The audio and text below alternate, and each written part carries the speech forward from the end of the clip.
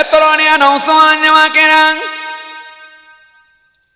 আমায় মুরব্বির বাবা রাসূলকে দেখি কিতাবের মধ্যে পাওয়া যায় ওই ধনী ব্যক্তিটা যখন গোলাম ক্রয় করতে গেলেন, গোলামটি বলল, হে আমার মনে আমি আপনার বাড়িতে যাব, তবে আমার তিনটে শর্ত আছে। তিনটে শর্ত যদি আপনি মেনে নেন তাহলে আমি আপনার বাড়িতে থাকব। যদি আপনি আমার তিনটে শর্ত না মেনে নেন তাহলে আপনার বাড়িতে কিন্তু আমি যাব না। মনিবটি বলল, হে গোলাম কি কি শর্ত বলো? গোলামটি বলল, এক নাম্বার হলো আল্লাহ তামনানি আনিস সালাহ ইযা দাখালা ওয়াক্তুহা। ও আমার মনিব শুনেন, এক নাম্বার হলো নাম্বার 1 হলো যখন নামাজের টাইম হয়ে যাবে, নামাজের ওয়াক্ত হয়ে যাবে, আপনি আমাকে কোনো কাজ বলতে পারবেন না, কারণ আমি আমার মালিককে স্মরণ করব, আল্লাহকে রাজি করব। নামাজের টাইমে আমি নামাজ পড়ব, আপনি বাধা প্রদান করতে পারবেন না।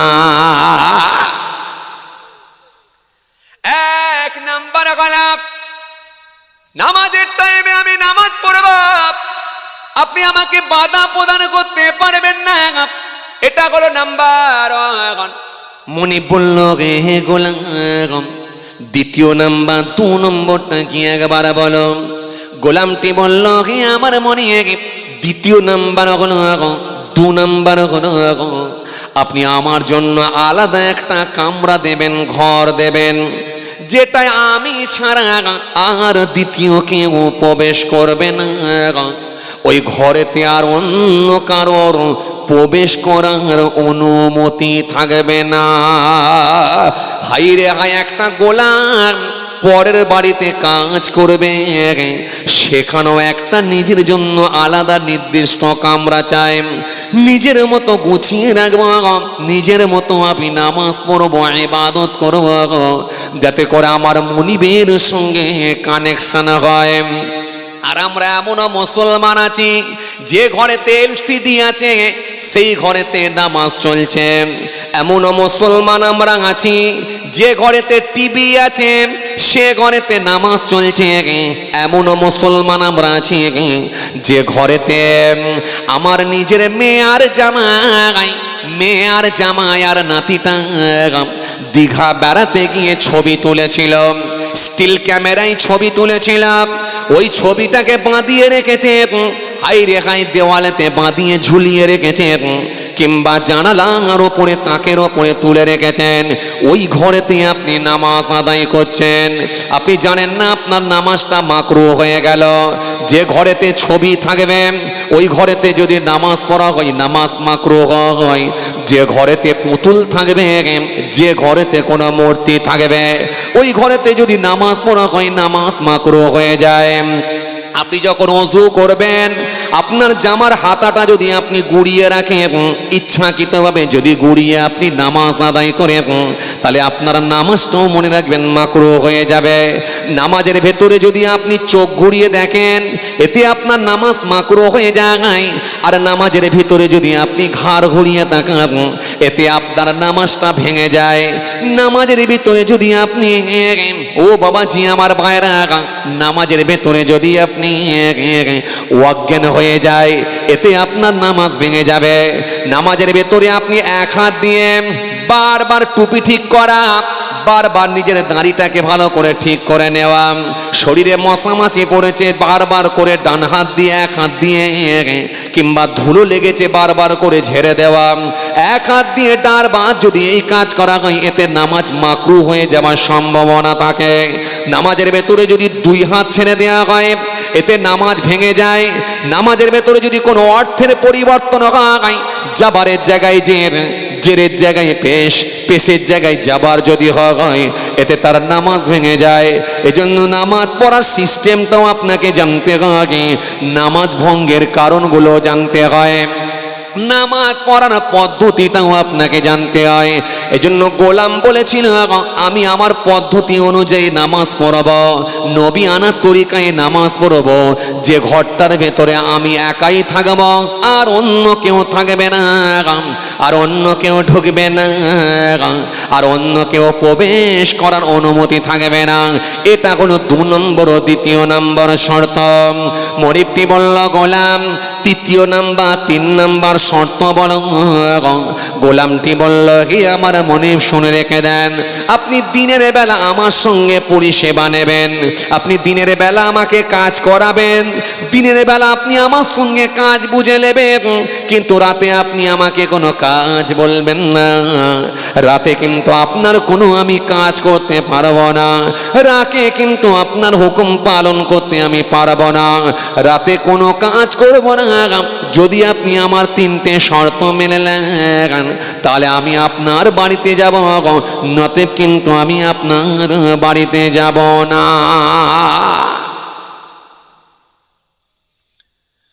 কথা কিছু বুঝতে পাচ্ছেন বাবাজি? 1 নম্বরে কি ছিল? নামাজের যখন ওয়াক্ত হবে আমি নামাজ পড়ব। আল্লাহ তামনানি আনিস সালাহ ইযা দাখালা ওয়াক্তুহা।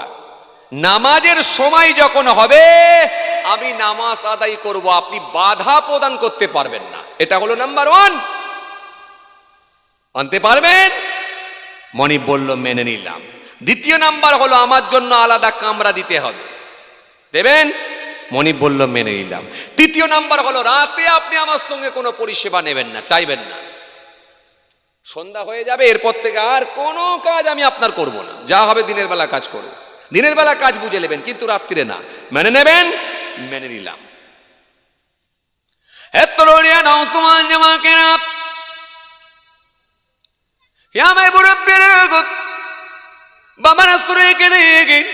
কেতাবের মধ্যে পাওয়া যায় ওই মনিবটি তখন গোলামটি তখন মনিবের সঙ্গে চলতে লাগলেন।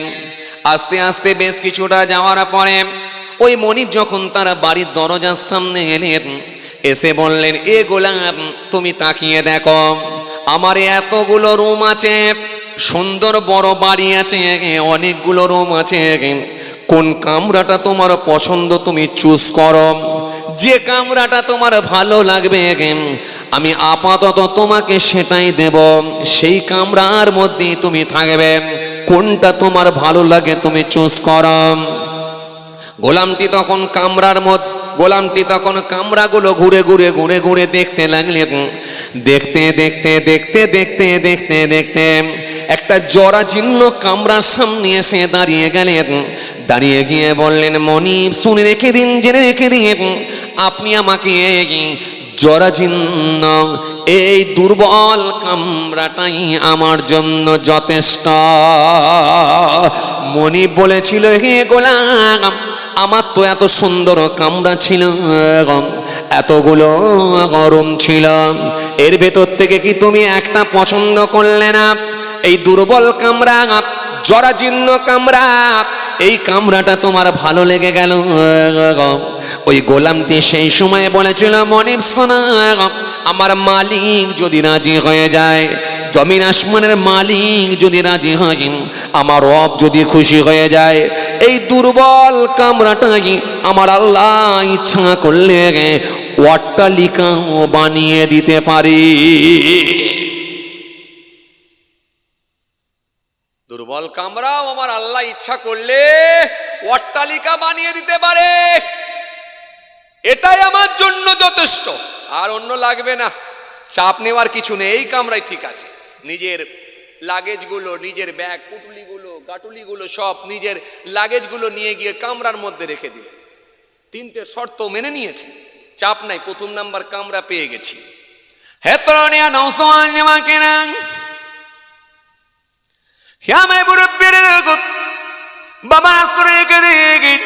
কেতাবের মধ্যে পাওয়া যায়। এইভাবে বেশ কিছুদিন কেটে গেল। হঠাৎ করে দেখা যায় একদিন ওই মনিবটি তার বাড়ির মধ্যে একটি আয়োজন করলেন, একটি নৃত্য গানের আয়োজন করেছেন। বন্ধুদেরকে সকলকে দাওয়াত দিয়েছেন, ইনভাইট করেছেন। বন্ধুরা সবাই এসে হাজির হয়েছে। বন্ধুরা আত্মীয়রা যখন জমায়েত হয়েছে, আস্তে আস্তে অনুষ্ঠান চলছে, গভীর রাত হয়ে গেল। হঠাৎ করে দেখা যায় গভীর রাত্রিতে হালকা একটা ঝড় বৃষ্টি শুরু হলো। ওই বন্ধুগুলো যে যার মতো ছত্রভঙ্গ হয়ে গেল। ওই বন্ধুগুলো যখন ছত্রভঙ্গ হয়ে গেল, আত্মীয়গুলো যখন ছত্রভঙ্গ হয়ে গেল, যে যার বাড়ির দিকে চলে গেল, তখন ওই বাড়িওয়ালা মালিক একাই রয়ে গেল। বাড়িওয়ালা গভীর রাত্রিতে, অন্ধকার রাত্রিতে, বৃষ্টি বাদলের রাত্রিতে মনে মনে ভাবলেন, অনুষ্ঠান তো ঠিক মতো আমি চালাতে পারলাম না, তবে গভীর রাত হয়ে গেছে, আমার এই বাড়িটা একটু ঘুরে ঘুরে ঘুরে ঘুরে দেখব, প্রদক্ষিণ করব।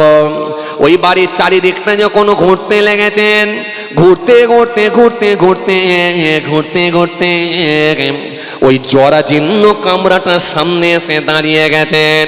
জরাজীর্ণ কামরাটার সামনে যখন এসে পৌঁছে গেছে, ওই মালিক তখন বাড়িওয়ালা দেখতে পান ওই গোলামটি, ওই দাসটি, ওই গোলামটি ওই গভীর রাত্রিতে সিজদায় চলে গেছেন। সিজদায় গিয়ে গুনগুন গুনগুন গুনগুন গুনগুন করে কি যেন বলছেন। আর আল্লাহর কুদরতি ক্ষমতায় আকাশ থেকে একটা নূরের লাইট এসে ওই ছাদখানাকে ভেদ করে গোটা ঘরটা নূর আর নূর, আলো আর আলোকিত করে দিয়েছে। মহব্বতে হয় না, গোটা ঘরটা নূর আর নূর, আলো আর আলো। আর ওই গোলামটি গুনগুন গুনগুন করে সিজদায় রত অবস্থায় কি যেন বলছে। গোটা ঘরটা যখন আলো হয়ে গেছে, আকাশ থেকে যখন একটা নূরের লাইট এসে ওই ছাদখানাকে ভেদ করে গোটা ঘরটা যখন আলোয় আলোকিত হয়ে গেছে, মনিবটি তখন আর দেরি না করে একটু ভয় পেয়ে গেলেন। ভয় পেয়ে গিয়ে নিজের কামরার মধ্যে চলে গেলেন। কামরার মধ্যে গিয়ে নিজের আহালিয়াকে বললেন, ও আমার বিবি, ও আমার স্ত্রী, আজকে একটা মারাত্মক ঘটনা ঘটে গেছে। আমি গোলামের কামরায় গিয়েছিলাম, গোলামের কামরায় গিয়ে দেখলাম ওই গোলামটি সিজদায় রত অবস্থায় আছে, আর গুনগুন করে কি বলে। আর আকাশ থেকে একটা নূরের লাইট এসে গোটা ঘরটা আলো আর আলো আর আলো করে দিয়েছে, যেটা দেখে আমি হতভম্ব হয়ে গেছি, অবাক হয়ে গেছি। বিবি শুনে চমকে উঠলেন, আয় আমার স্বামী, আয় আমার স্বামী, নিশ্চিতভাবে এই লক্ষণটা ভালো না। 100% ওই মনিবের সঙ্গে মহান আল্লাহর কানেকশন হয়ে গেছে।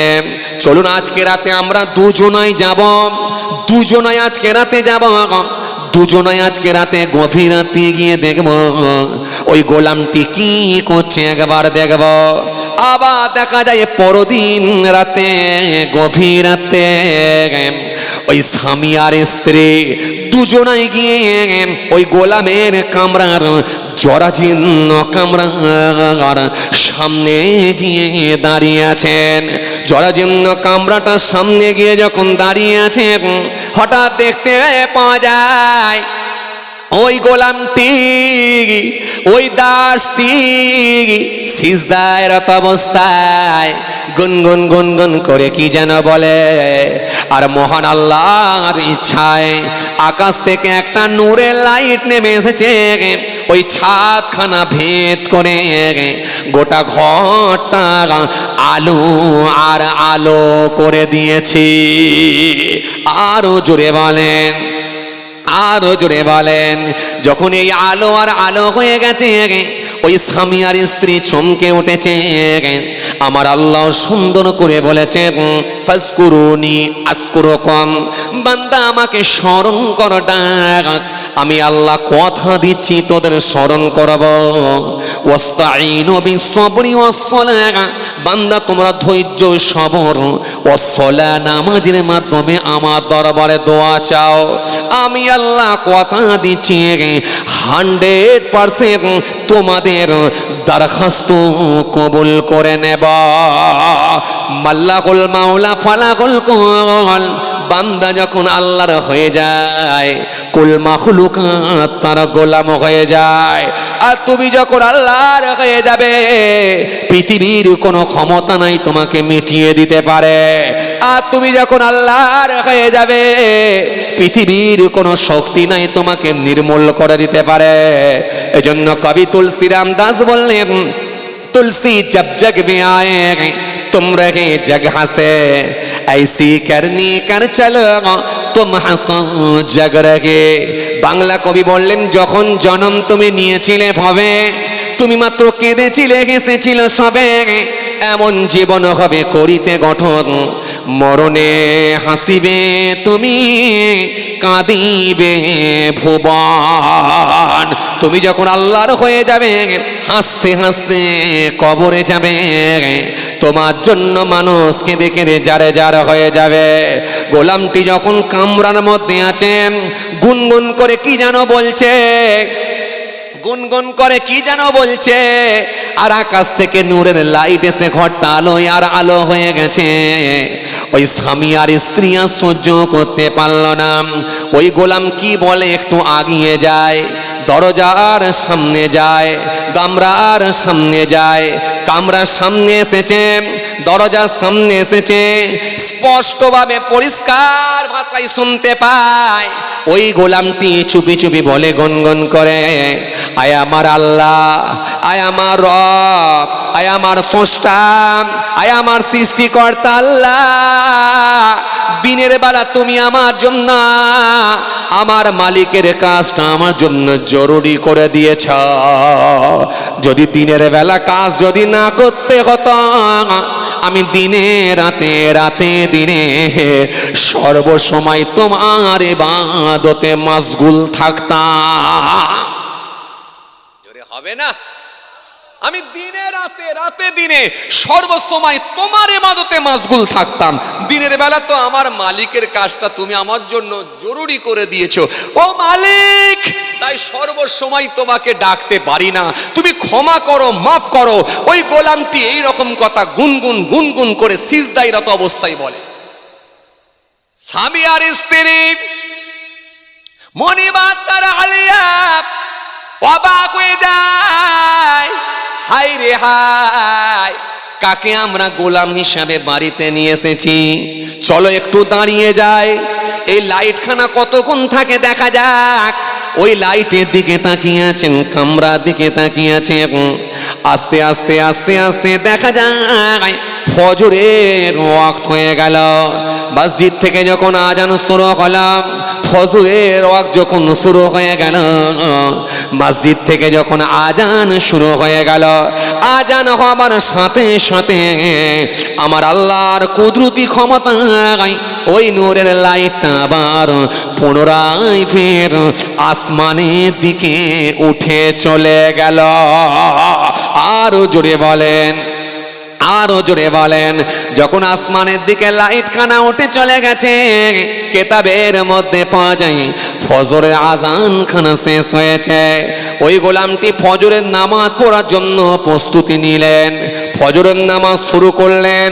2 রাকাত সুন্নাত পড়লেন, 2 রাকাত ফরজ নামাজ আদায় করলেন। কেননা এই 2 রাকাত সুন্নতটা হলো সুন্নতে মুআক্কাদা, ছেড়ে দিলে গুনাহ হবে আর পড়ে নিলে নেকি হবে। মাগরিবের 3 রাকাত নামাজ পড়েন, এটা হলো ফরজ। 2 রাকাত সুন্নত পড়ে, এটা হলো সুন্নতে মুআক্কাদা, ছেড়ে দিলে গুনাহ হয় আর পড়ে নিলে নেকি হয়। কিন্তু আসরের নামাজ 4 রাকাত পড়েন, 4 রাকাত সুন্নত নামাজ অনেকেই ছাড়েন, এটা হলো সুন্নতে গায়ের মুআক্কাদা, ছেড়ে দিলে গুনাহ হয় না আর পড়ে নিলে আল্লাহ নেকি দেবে, তাকে বঞ্চিত করবে না। এজন্য আপনি আসরের নামাজও পারলে সুন্নত পড়তে পারেন, তবে না পড়লেও কিন্তু গুনাহ হবে না। কিন্তু ফজরের নামাজ সুন্নাত যদি না পড়েন তাহলে আপনার গুনাহ হয়ে যাবে। কেন? ফজরের 2 রাকাত সুন্নতটা সুন্নতে মুআক্কাদা নবী করেছেন, তাই করতে হবে, ছেড়ে দেওয়ার কোনো রাস্তা নাই। কি বাবাজি কথা কিছু বুঝতে পারছেন না এখনো এসআইয়ের চিন্তায় আছেন? আর টেনশন আছে কিছু? যেন আপনাকে আমি বুঝাতে চাইছি, আসেন, ঘাবড়াবেন না। আল্লাহর সঙ্গে কানেকশন, আল্লাহর সঙ্গে সম্পর্ক হয়ে যাক। সম্পর্কটা যদি আল্লাহর সঙ্গে হয়, আপনি বেঁচে থাকলেও মারহাবা, ইন্তেকাল হয়ে গেল মারহাবা, মরে গেল মারহাবা, কেউ আপনাকে কোনো কিছু আপনাকে করতে পারবে না, কারোর হিম্মত নাই আপনাকে আটকে দিতে পারে। আল্লাহর ওয়াদা আছে, ইন্নাল্লাযীনা আমানু ওয়া আমিলুস সলিহাত কানাত লাহুম জান্নাতুল ফিরদাউসি নুজুলা। ইন্নাল্লাযীনা আমানু ওয়া আমিলুস সলিহাত লাহুম জান্নাতুন তাজরি মিন তাহতিহাল আনহার যালিকাল ফাউজুল কাবীর। আল্লাহর ওয়াদা আছে, ওয়া মা ইয়ামাল মিনাস সলিহাতি মিন যাকারিন আও উনসা ওয়া হুয়া মুমিন ফাউলাইকা ইয়াদখুলুনাল জান্নাহ ওয়া লা ইউযলামুনা নাকিরা। আল্লাহর ওয়াদা আছে, ঘাবড়াবার কোনো কারণ নাই। ফজরের নামাজ কেন এখন আদায় হয়ে গেল? এই মনে আছে তো আপনাদের? কথা বলে না, ভুলে গেলেন নাকি? না মনে আছে? মনে আছে? ফজরের নামাজ কেন যখন আদায় হয়ে গেল, ফজরের নামাজ কেন যখন কমপ্লিট হয়ে গেল, ফজরের নামাজ খানা পড়ে নিয়ে গোলামটি আস্তে আস্তে বাইরে বেরিয়ে আসছেন। এবার আমার দুনিয়ার জমিনে যার বাড়িতে আমি থাকি, যার আন্ডারে আমি থাকি, তার কাজ আমাকে কমপ্লিট করতে হবে। ফজরের নামাজখানা পড়ে নিয়ে যখন বাইরে বেরিয়ে এসেছে, হঠাৎ করে দেখা যায় আমার মনিব দাঁড়িয়ে আছে, আমার মালিক বাড়িওয়ালা দাঁড়িয়ে আছে, আর বাড়িওয়ালার স্ত্রীও দাঁড়িয়ে আছে। বাড়িওয়ালা আমার দিকে তাকিয়ে বলল, গোলাম তুমি সাধারণ কোনো গোলাম না, ও গোলাম তুমি দুনিয়ার কোন সাধারণ গোলাম নয়, তোমার সঙ্গে কানেকশন, সম্পর্ক, ট্রানজাকশন স্বয়ং রব্বুল আলামিন আল্লাহ। আরো জোরে বলেন, আরো জোরে বলেন, ও গোলাম আজ থেকে তোমাকে আমার বাড়িতে আর থাকতে হবে না, আজ থেকে তোমাকে আমি মুক্তি দিয়ে দিলাম, আজ থেকে তোমাকে আমি ছেড়ে দিলাম, আজাদ করে দিলাম। যখনই এই কথা বলে দিয়েছেন, গোলামটি একটু চিন্তিত হয়ে বললেন, ও মনিব কেন এরকম কথা বলেন? ও বাড়িওয়ালা এরকম কথা কেন বলেন? আমি কি অন্যায় করলাম বলেন? ওই বাড়িওয়ালা বলেছিল, গোলাম শোনো শোনো শোনো শোনো, তোমাকে আজ থেকে আর আমার বাড়িতে কোনো কাজ করতে হবে না, তুমি তানারই ইবাদত করো, তানারই সঙ্গে সম্পর্ক করো, তানারই জিকির করো, তানারই ইবাদত করো। যার নিকটে তুমি নালিশ জানাচ্ছিলে, তেনারই ইবাদতে মশগুল হয়ে যাও। আরো জোরে বলেন, আরো জোরে বলেন। গোলামটি সেই সময় 1 মিনিট দাঁড়িয়ে রইলেন, ওপর দিকে মাথাটা তুললেন, মাথাটা তুলে বললেন, আয় আমার আল্লাহ, আয় আমার মনিব, আয় আমার রব, তোমার সঙ্গে তো আমার কথোপকথন হয়েছিল, তোমার সঙ্গে তো আমার কথাবার্তা হয়েছিল, তুমি আমার গোপন কথা কাউকে বলবে না, জানাবে না। আমার গোপন কথা যখন তুমি জানিয়ে দিয়েছ, আমার গোপন কথা যখন তুমি জানিয়ে দিয়েছ, আমি আর এই পৃথিবীর জমিনে থাকতে যাই না, এখনই আমি তোমার কাছে যেতে চাই। এই কথা বলে দিয়ে ওই গোলামটি মাথাটা আস্তে আস্তে ঝুঁকিয়ে দিলেন, দিয়ে জমিনের ওপর লম্বা হয়ে শুয়ে পড়লেন। ওই গোলামটি ওই অবস্থাতেই ইন্তেকাল হয়ে গেলেন। ইন্না লিল্লাহি ওয়া ইন্না ইলাইহি রাজিউন। কথা বুঝতে পাচ্ছেন? যেন মনে হচ্ছে রিমোটটা ইনার হাতেই আছে, যা বলে সেটাই কবুল হয়। বড় পীর সাহেবের কবুল হলো, খাজা সাহেবের কবুল হলো, বড় পীর সাহেবের ফুফু আম্মা জান তিনার দোয়া কবুল হলো। আসেন, এই সলাতের মাধ্যমে আল্লাহর কাছাকাছি হওয়া যায়। শুরুতে কিন্তু এই ওয়াজটাই আপনাদের কাছে ছিল আমার প্রয়োজন। প্রথম থেকে যারা ছিলেন, আল্লাহর কাছে যদি আপনি পৌঁছাতে চান, আল্লাহর সঙ্গে যোগাযোগের উত্তম মাধ্যম হলো সলাত। আর সেই সলাতের ওপরই কিন্তু এতক্ষণ ওয়াজ করছি, যতক্ষণ চলছে সেই সলাতের ওপরে। আসেন, ওখানে কিন্তু আমি একটুখানি ছেড়ে এসেছিলাম আপনাদের, মনে আছে আপনাদের? কি বলেন দেখিনি, কি বলেন দেখিনি? এক নম্বরে কি ছিল? তাড়াহুড়ো করে না। এক নম্বরে কি ছিল? আউয়াল ওয়াক্তে পড়তে দেবে না। দ্বিতীয় নম্বরে কি ছিল? তাড়াহুড়ো করে তাকে ডিটেন করিয়ে দেবে। মনে আছে আপনাদের? এই মনে আছে? পরামর্শটা কে দিয়েছিল? ইবলিশ। ইবলিশ সেই সময় বলেছিল, শোনো শিষ্যরা,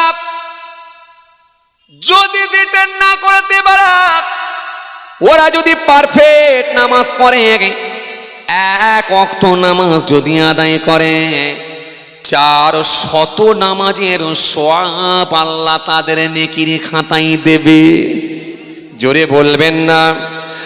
এক ওয়াক্ত নামাজ যদি বান্দা সঠিকভাবে আদায় করতে পারে, 400 নামাজের সওয়াব আল্লাহ তার নেকির খাতায় দিয়ে দেবে। আর নামাজের মাধ্যম দিয়ে আল্লাহ গুনাহগুলোকে মাফ করে দিয়ে তাদেরকে আমার আল্লাহ জান্নাত দিয়ে দেবে। এটা আমি ইবলিশ আমার সহ্য হবে না। তোমরা কিন্তু তাদেরকে সঠিকভাবে নামাজ পড়তে দিও না।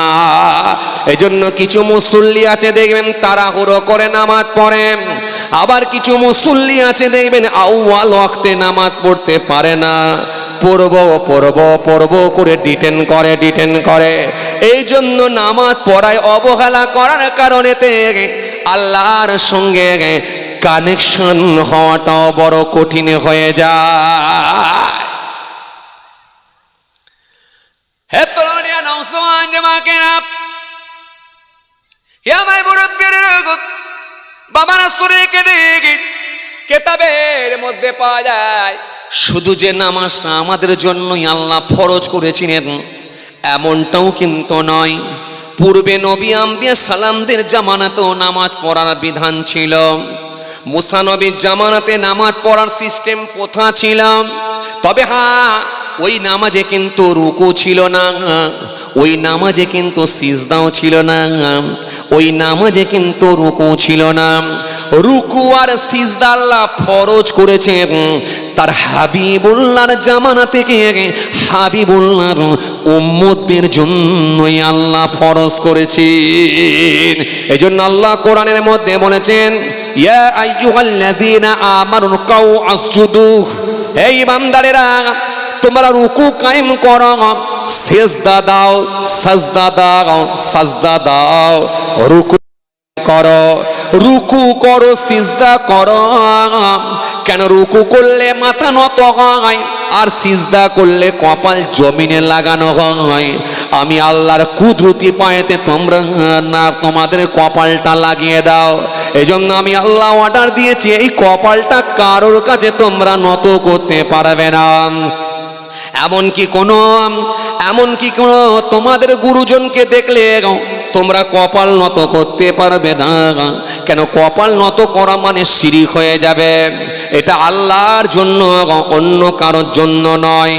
এমনকি আপনি ঈদের দিনে যদি কাউকে আপনি কদম বসি করেন, সেটাও কিন্তু আপনি পায়ে হাত দিয়ে চুমা দিলে কিন্তু কপালে ঠেকাতে পারবেন না। এজন্য কপালে তোলার কিন্তু নির্দেশ নাই। অনেক মুসলমান বোঝে না, এরা ঈদের দিনে যখন কদম বসি করে বাপকে, মাকে, দাদুকে, নানাকে, অনেকে দেখা যায় মাথাটা হ্যাট করে দেয়। মাথা হ্যাট করাটাও শিরক হয়ে যেতে পারে। এজন্য মাথা হ্যাট করা যাবে না, শিরক করা যাবে না। কেন? কোরআন শরীফের মধ্যে আল্লাহ বললেন, ওমা ইউশরিক বিল্লাহি ফাকাদ হারামাল্লাহু আলাইহিল জান্নাহ ওমা অহুন্নার ওমা লিয-যালিমিনা মিন আনসার। আমার আল্লাহ কোরআন শরীফের মধ্যে সুন্দর করে বলেছেন, মা ইউশরিক বিল্লাহি ফাকাদ হারামাল্লাহু আলাইহিল জান্নাহ। আমার আল্লাহ কোরআন শরীফের মধ্যে বলেছেন, সুন্দর করে জানিয়েছেন, যে ব্যক্তি শিরক করে মারা যাবে ঠিকানা তার জাহান্নাম হবে। নবী বললেন, মান মাতা লা ইউশরিক বিল্লাহি শাইআন লা ইউশরিক বিল্লাহি শাইআন দাখালাল জান্নাহ। শিরিক না করে যদি মৃত্যুবরণ করে ঠিকানা তার জান্নাত হয়ে যাবে। আর মান মাতা ইউশরিক বিল্লাহি শাইআন দাখালান নার, শিরিক করে যদি কেউ মৃত্যুবরণ করে ঠিকানা তার জাহান্নাম হবে। এজন্য শিরিকের গুনাহ আল্লাহ ক্ষমা করবেন না যদি বিনা তওবায় মারা যায়। এজন্য অনেকে আবার দেখবেন সালাম দেয়, অনেকে আবার হাত তুলে সালাম দেয়, অনেকে আবার দেখবেন বিভিন্ন রকম টেকনিকের সালাম দেয়, অনেকে দেখবেন আবার পাশ্চাত্য দেশের কালচার আমাদের দেশে ঢুকে যাবার কারণে অনেক মুসলমান দেখবেন ইহুদি নাসারা খ্রিস্টানদের অনুকরণ করে করে সালাম দিচ্ছে, তাও দেখবেন সে এই রকম করে সালাম দেয় আসসালামু আলাইকুম। ওই সর্বনাশ কি স্টাইলে সালাম! এই যে হাত কপালে তুলে দিলাম, এটাও হতে পারে শিরকির পর্যায়ে পৌঁছে যেতে পারে। এই কপাল একমাত্র আল্লাহর জন্য, কপাল আপনি কাউকে দিতে পারবেন না, পারবেন না, পারবেন না। এজন্য কিতাবের মধ্যে পাওয়া যায় সাহাবায়ে কিরামের একদিনে বললেন, ইয়া রাসূলুল্লাহ, হাবিবাল্লাহ, হুজুর আপনার চাঁদ মুখখানা দেখে আমাদের জানটা ঠান্ডা হয়ে যায়। ও আল্লাহ নবী, আপনাকে একটু সিজদা দেব, হুকুম দেন। আল্লাহ নবী সেই সময় বললেন, সাহাবীরা শোনাম, এই কপাল একমাত্র আল্লাহর জন্য, দুনিয়ার কোনো ব্যক্তির জন্য নয়, দুনিয়ার কোনো মানুষের জন্য নয়, কোন নবী রাসূলদের জন্য নয়। কপাল যদি কারোর জন্য দেওয়া বৈধ হতো, আমি রাসূল বলতাম, হে দুনিয়ার নারীরা, হে দুনিয়ার মেয়েরা, হে দুনিয়ার মহিলারা, হে দুনিয়ার নারীরা, তোমরা তোমাদের স্বামীদেরকে সিজদা দাও। এই আমার সাহাবীরা সিজদা দেওয়া বৈধ নয়, বৈধ নয়। এজন্য আমি রাসূলুল্লাহ বলছি, খবরদার সিজদা যেন দেবে না। তোমরা আমাকে ভালোবাসো, মহব্বত করো, ভালোবাসাটা তোমাদের হৃদয়ে থাকবে, কিন্তু সিজদা দেওয়াটা জায়েজ হবে না। আজ কত মুসলমান দেখা যায় মাজারে গিয়ে সিজদা দেয়, দরগায় গিয়ে সিজদা দেয়, অনেক বাবার পায়েতে গিয়ে সিজদা দেয়। এগুলো হলো প্রত্যক্ষভাবে শিরিক। এই শিরিক থেকে আমাদের বাঁচতে হবে।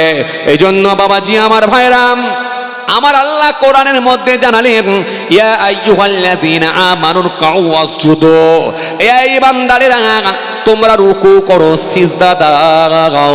এই রুকু আর সিজদা ফরজ হলো শেষ নবীর জামানা থেকে। আল্লাহ নবী 2 বছর নামাজ পড়েছিলেন দাঁড়িয়ে দাঁড়িয়ে। মুসা নবীর জমানায় যেমন নামাজ হতো, সেই নামাজ আমার নবী পড়েছেন, খালি কিয়ামে দাঁড়িয়েছিলেন 2 বছর এই রকম ভাবে খালি নামাজ পড়েছেন, রুকুও করেননি, সিজদাও করেননি। পরে আমার আল্লাহ কোরআনের মধ্যে আয়াত দিয়ে বললেন, হাবিব, আয় আমার দোস্ত, আয় আমার বন্ধু, আপনি রুকু করুন, সিজদা করুন, আর আপনার গোলামদেরকেও রুকু করতে বলুন, সিজদা করতে বলুন। এই সিজদা আর রুকুটা আমাদের নবী থেকে আল্লাহ আমাদের জন্য ফরজ করে দিয়েছে। হে তরুণিয়া নওজওয়ান জামাকেরা, হে আমার মুরব্বিরা, বাবা রাসূল রেখে দিন। এই জন্য আমার নবী সুন্দর করে বললেন, 7 থেকে তোমরা নামাজ প্র্যাকটিস করো। 7 থেকে যদি নামাজ প্র্যাকটিস করো, ওই নামাজটাই তোমাদের সঠিক হবে। কিন্তু আমরা বুড়ো বয়সে নামাজ প্র্যাকটিস করি 60, নবী বললেন 7 আর আমরা বলছি 6-0-60। নবী বললেন 60 থেকে শুরু করা, আর আমরা শুরু করছি 60 থেকে। এজন্য দুটো নামাজ কিন্তু এক নয়। এই জন্য যে বাচ্চাটা দেখবেন মাদ্রাসায় পড়ে, ছোট্ট একটা বাচ্চা মাদ্রাসায় পড়ে, 7 বছর বয়স, 8 বছর বয়স, এই বাচ্চাটাকে রাত ভোর 4:15 হাফেজ সাহেব কাঁচা কঞ্চির বাড়ি মারতে মারতে তোলে, ওঠ, ঘুম থেকে ওঠ, নামাজ পড়বি চল, 4:30 জামাত, এখনো কেন ঘুমিয়ে আছিস, ঘুম থেকে ওঠ। কাঁচা কঞ্চির বাড়ি ওই বাচ্চাটাকে বাঁধতে বাঁধতে তোলে। ওই বাচ্চাটা মাঘ মাসে ঠান্ডা, পৌষ মাসে ঠান্ডা, কনকনে ঠান্ডা। ওই বাচ্চাটা হাফিজ সাহেবের মার খেয়ে খারেজি মাদ্রাসায় পড়ে, হাফেজি মাদ্রাসায় পড়ে। ওই ছোট বাচ্চাটা হাফেজ সাহেবের মার খেয়ে ওযু করে নিয়ে মসজিদে যায় ফজরের নামাজ পড়বে বলে। সুতরাং ওই বাচ্চাটা যে ফজরের নামাজ পড়া শিখেছে, ওই বাচ্চাটা যে নামাজ পড়ার তরিকা, নামাজের আহকাম আর কানগুলো শিখে গেছে। আপনি বুড়ো বয়সে যদি নামাজ পড়া শেখেন, দুটোর নামাজ কিন্তু এক হতে পারে না। এই জন্য মনে রাখতে হবে বাবাজি আমার মায়েরা, আপনাকে সাইকেল চালাতে যেতে গেলে, সাইকেল চালানো শিখতে হলে সেটাও আপনাকে প্র্যাকটিস করতে হয়েছে। প্রথমে আপনি হাফ প্যাটেল, তারপরে আপনি ফুল প্যাটেল, তারপরে আপনি সিটে উঠেছেন, দুবার তিনবার চারবার কাঁচা খেয়েছেন। হাতটা যেদিন একটু বেশি কেটে গেছে, বেশি যখন একটু কেটে গেছে, রক্তপাত হয়েছে, আপনার মনে সেই সময় আনন্দ জেগে উঠেছে। আপনি কোনো দুঃখ প্রকাশ করেন না, আপনি কোনো মনের দিক দিয়েও ব্যতীত হন না। সেদিনে আপনি গর্ব করে বলেছিলেন, সাইকেল চালাতে হলে একটু রক্ত দিতে হয়। যা বাবা, কথা বলেননি কেন রে বাবা? ঘুমিয়ে পড়লেন নাকি চাচা? ঘুমাচ্ছেন? চাচা ঘুমাচ্ছেন? দুটো জায়গাতেই ঘুম হয়। এক, মসজিদে গিয়ে যখন খুতবা শুনতে বসেন একটু শান্তিতে ঘুম হয়, আর জলসার মজলিসে এলে একটু ঘুম পায়। আর তো ঘুমানোর জায়গা নাই, আর কোথা ঘুমাবেন? কথা বলে না। দিনের বেলা সে মাঠে যেতে হয়, পটল জমিতে যেতে হয়, ঝিঙে চাষ করা আছে তুলতে হয়, কথা বলে না। এই বয়সেও তো খাটতে হয়। আরে কথা বলেননি কেন? যে বাড়িতে এলে আবার সংসারের চাপ, নাতি নাতনিদের চাপ, ব্যবসার চাপ, কারবারের চাপ, এসআইয়ের চাপ, মাঝে মাঝে পানি হয়ে যাচ্ছে নিম্ন চাপ, তারপরে আবার নামাজ কাজা হয়ে যাচ্ছে, কোথাও গোনা হলে আবার পাপের চাপ, কত রকমের চাপ। কথা বলে না, খালি শান্তির ঘুম দু জায়গায়। জলসার মাহফিল একটু এসে বসলে একটু ঠান্ডা ঠান্ডা হাওয়া লাগে, একটু ঘুম পায়। আর মসজিদে যখন খুতবা শোনা হয় ওই সময়টা একটু ঘুম পায়, বাকি আর ঘুমের জায়গা নাই, সব শেষ, সব শেষ। আর আল্লাহ যদি চায় ইমানের সঙ্গে যদি মৃত্যু হয়, তাহলে কবরে একটা ভালো ঘুম দেওয়া যাবে ভাই। আরে কথা বলে না, হ্যাঁ না, কিছু বলেন না রে বাবা। আর যদি ইমানের সঙ্গে মৃত্যু না হয়, তাহলে আরো সমস্যায় পড়ে গেলাম ভাই। আসেন, চলুন ভাইরা আমার, বন্ধুরা আমার, সাথী মহাব্বতের ভাইরা। তো কি বলছিলাম? তাহলে সাইকেল চালাতে গেলেও আপনাকে রক্ত দিতে হয়েছে। প্রথমে হাফ প্যাটেল, তারপরে ফুল প্যাটেল, তারপরে সিটে উঠেছেন, কাচার খেয়েছেন, রক্ত দিয়েছেন। যেদিনটা বেশি কেটেছে, যেদিনটা বেশি ছিঁড়েছে, সেদিনটা আবার গর্ব করে বলেছেন, এমনি কি আর সাইকেল চালানো যায়? সাইকেল চালাতে গেলেও তো রক্ত দিতে হয়। কথা বলে না। তাহলে সেটাও প্র্যাকটিস। তাহলে যেটা প্র্যাকটিস করে আপনাকে রক্ত দিতে হচ্ছে, আর বিনা প্র্যাকটিসে আপনি যদি বলেন সেই 60 বছর হলে নামাজ পড়া শিখে যাব, এটা কখনো হয় না। এই জন্য বাবাজি আমার মায়েরা, আমার নবী সুন্দর করে বললেন, নবী আমার সুন্দর করে বললেন, 7 থেকে তোমরা প্র্যাকটিস করো। 10 বছর যখন বয়স হয়ে যাবে, একটু চাপড় লাগাও।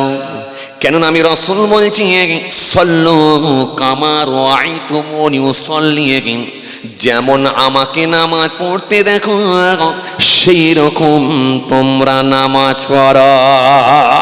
এই জন্য নবী যেমন নামাজ পড়েছে, সেই নামাজ যদি আপনাকে পড়তে হয়, তাহলে নামাজের ফরজ আপনাকে জানতে হয়। নবী যেমন নামাজ পড়েছে সেই নামাজ যদি আপনাকে পড়তে হয়, তাহলে নামাজের ওয়াজিব আপনাকে জানতে হয়। নবী যেমন নামাজ পড়েছে সেই নামাজ যদি আপনাকে পড়তে হয়, তাহলে নামাজ ভঙ্গের কারণগুলো আপনাকে জানতে হয়। নবী যেমন নামাজ পড়েছে সেই নামাজ যদি আপনাকে পড়তে হয়, তাহলে নামাজের মাকরুহগুলো আপনাকে জানতে হয়। নবী যেমন নামাজ পড়েছেন সেই নামাজ যদি আপনাকে পড়তে হয়, তাহলে নামাজের কিয়াম আপনাকে জানতে হয়, নামাজের রুকু আপনাকে জানতে হয়, নামাজের সিজদা আপনাকে জানতে হয়, ডান দিকে সালাম পেরালে কোন দিকে তাকাতে হবে সেটাও জানতে হয়, একটা সিজদা থেকে উঠে কত কোন সময় বসতে হয় সেটাও আপনাকে জানতে হয়। যদি আপনাকে প্র্যাকটিসে নামাজ পড়তে হয় তবে ওই নামাজটা রাসূলুল্লাহর নকশায় হয়, আর নবীর নকশায় যদি না হয় আল্লাহ দরবারে পছন্দ হওয়াটাও বড় কঠিন হতে পারে ভাই। কেননা এই নামাজের গুরুত্বটা এত বেশি। হযরতে মুআয ইবনে জাবাল রাদিয়াল্লাহু তাআলা আনহু থেকে বর্ণিত হাদিস, হুজুর একদিন আমার রাসূলুল্লাহকে বললেন, ইয়া রাসূলুল্লাহ ওয়া হাবিবাল্লাহ হুজুর বিয়াদবি নেবেন না হুজুর। ও আল্লাহ নবী, আপনি আমাকে এমন কিছু কাজ বলে দেন যেটা আমি আপনার কথা শুনে আমল করব, দুনিয়ায় আমি শান্তি পাবো আর আখিরাতে আমি নাজাত পাবো। হুজুর আমাকে এমন কিছু কাজ আমাকে বলে দেন। আল্লাহ নবী বললেন, বাবা মুআয শোনো, এক নাম্বার হলো তুমি ঈমান আনো আর তোমার আমলের ভেতরে কোনো শিরিক ঢোকাবে না, শিরিকি কাজ তুমি করবে না। দ্বিতীয় নাম্বার হলো, ও মুআয শুনে রেখে দাও, ও মুআয শুনে রেখে দাও, দ্বিতীয় নাম্বার 2 নাম্বার হলো তুমি 5 ওয়াক্তের নামাজ আদায় করো। তৃতীয় নাম্বার 3 নাম্বার হলো তৃতীয় নাম্বার 3 নাম্বার হলো বছরে 1 মাস রোজা পালন করো। তুমি যদি রোজাটাকে ঠিকঠাক ভাবে পালন করতে পারো, এটা তোমার জন্য ঢাল স্বরূপ হয়ে যাবে। তোমার ছোট খাটো যে গুনাহগুলো পাপগুলো থাকবে আমার আল্লাহ এই রমজানের ওসিলায় মাফ করে দেবে, ক্ষমা করে দেবে। রমজানের ওসিলায় তোমার গুনাহ মাফ হবে। ও আমার সাহাবী শুনে রেখে দাও, চতুর্থ নাম্বার হলো তুমি যাকাত দাও। তোমার আর্থিক অবস্থা যদি স্বচ্ছ থাকে তুমি যাকাত দাও। আর 5 নাম্বার 5 নাম্বার হলো তুমি যদি হজ পালন করার যদি তোমার ক্ষমতা হয়ে যায়, তোমার আর্থিক অবস্থা যদি স্বচ্ছ হয়, তাহলে তুমি হজ পালন করো। এই 5টা কাজ করো। তবে মনে রাখো, আল্লাহর কাছাকাছি পাশাপাশি যদি তোমাকে হতে হয়, আমি রাসূল বলছি তুমি সালাত আদায় করো, নামাজ আদায় করো। কেন নামাজ হলো আল্লাহর সঙ্গে যোগাযোগের উত্তম মাধ্যম হলো সালাত, নামাজ।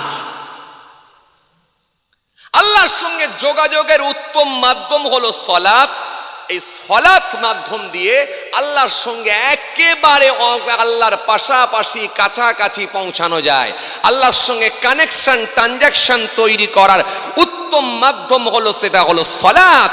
আর সালাতু ইমাদুদ্দিন, মান আকামা ফাকাদ আকামাদ্দিন ওয়া মান তারাকাহা ফাকাদ হাদামাদ্দিন।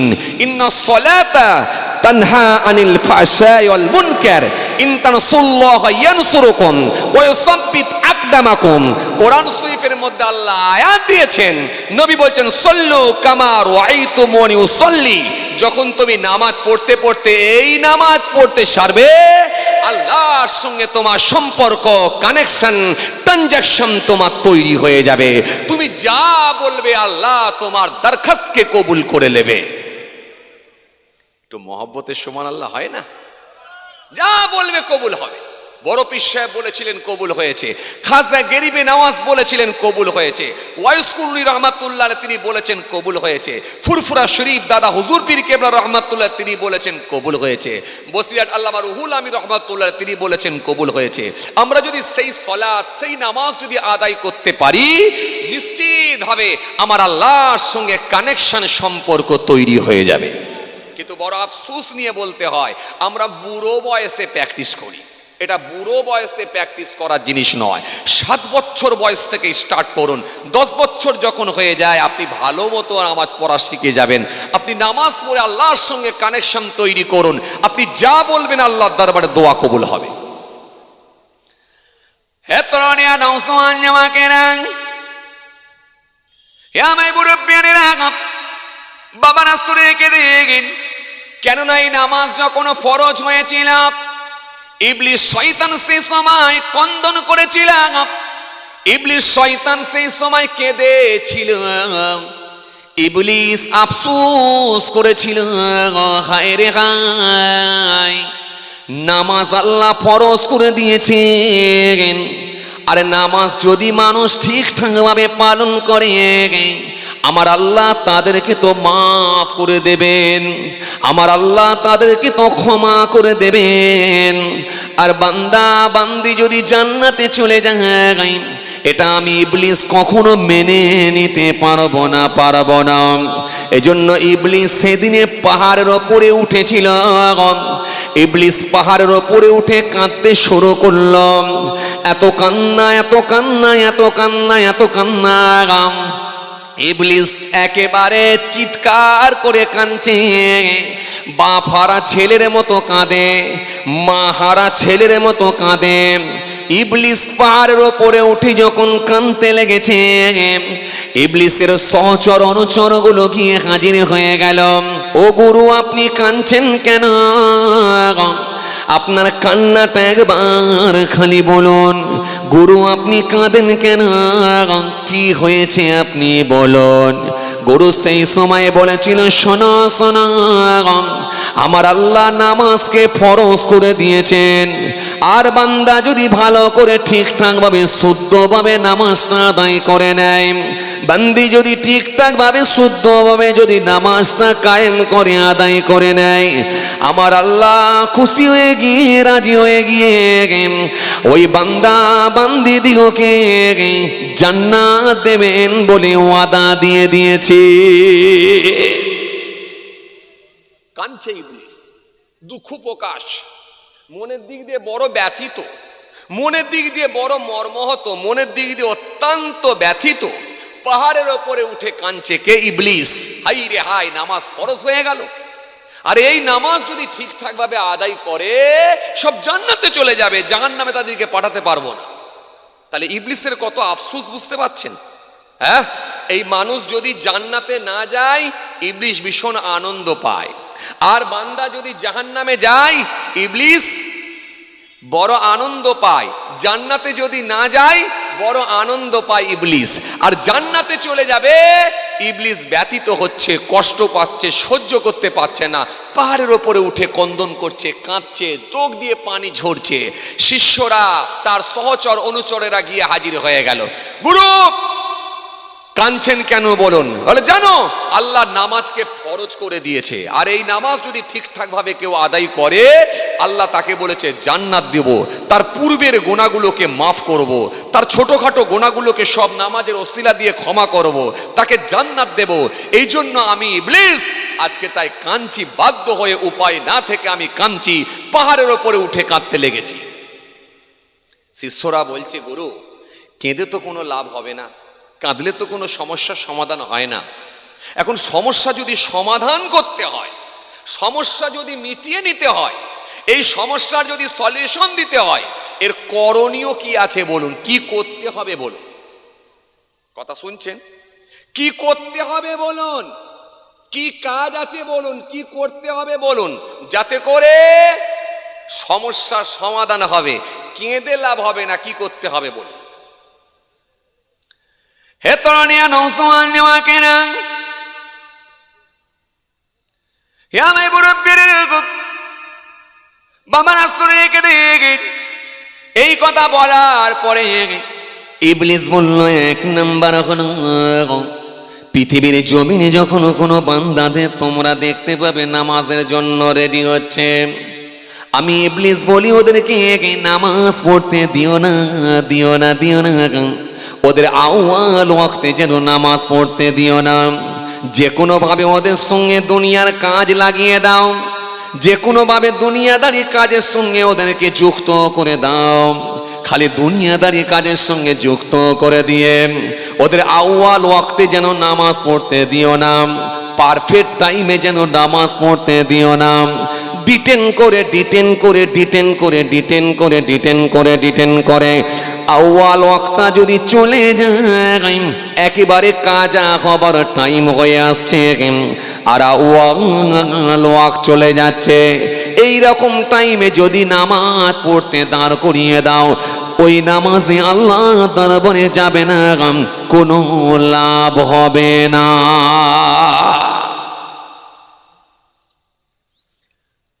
আমাদের সমাজে কিছু মানুষ আছে দেখবেন, জোহরের নামাজ যখন পড়বো বলে মন স্থির করে, অমনি দেখবেন কিছু না কিছু কাজ এসে পড়ে যায়। কথা বলে না, কিছু না কিছু কাজ এসে পড়ে যায়, খালি মনে হয় এটা করে দিয়ে এবারে পড়ব। জামাতে যদি আপনি আমি যেতে পারি তাহলে একেবারে পারফেক্ট টাইমে নামাজটা হয়। কেননা আমার আল্লাহ কোরআনের মধ্যে বলেছেন, ওয়ারকাউ মা'র রাকিন, রুকুকারীদের সঙ্গে রুকু করো, সিজদাকারীদের সঙ্গে সিজদা করো। জামাতের সঙ্গে তোমরা নামাজ আদায় করো। একা যদি নামাজ পড়া হয় যা সওয়াব পাওয়া যায়, জামাতের সঙ্গে নামাজ আদায় করলে আমার আল্লাহ ভালোবেসে 27 গুণ বেশি সওয়াব দিয়ে থাকে। জোরে হবে না একটু? এই যে সুবহানাল্লাহ বলছেন, আলহামদুলিল্লাহ, আল্লাহু আকবার, লা ইলাহা ইল্লাল্লাহ, এতেও আমার আল্লাহ আমাদেরকে নেকি দেবেন।